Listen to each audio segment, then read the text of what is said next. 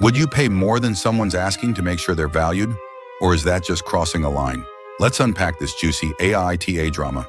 Hey everyone, welcome back to the channel. Today we've got a juicy story from Reddit's subreddit, Am I the A-hole? And I need your help to decide if this person's in the wrong.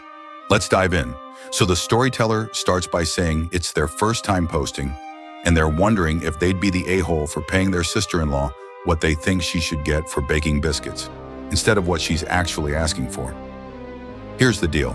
Their kid's birthday party's coming up, and their awesome sister-in-law is baking personalized biscuits to hand out instead of party bags. She's going all out, custom stamps, edible glitter, the works. The kid is thrilled, and the sister-in-law seems super excited to make them. Sounds like a win-win, right? Now the sister-in-law is thinking about turning this into a small baking business, and she's asked the storyteller to leave her a glowing review. No problem there. The storyteller says she's one of their favorite people ever, so that review's a done deal. But here's where things get tricky. They're totally clashing over how much to pay for these biscuits. The sister-in-law, who's still on maternity leave, says she feels guilty asking for money, but wants the storyteller to cover the cost of ingredients, which is less than 20 pounds. That's it. But the storyteller thinks that's way too low because it doesn't account for her time. They're frustrated, saying that time could be spent with her family instead. So they did some research, looked up average pay rates for bakers in their country, calculated how long it'd take to make the biscuits, and added that to the ingredient cost.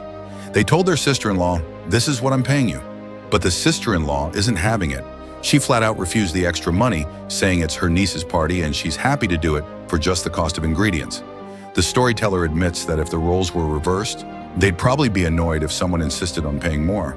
But they don't want their sister-in-law to undervalue herself. So they're torn.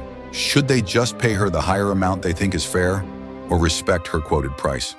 All right, folks, that's the story. What do you think?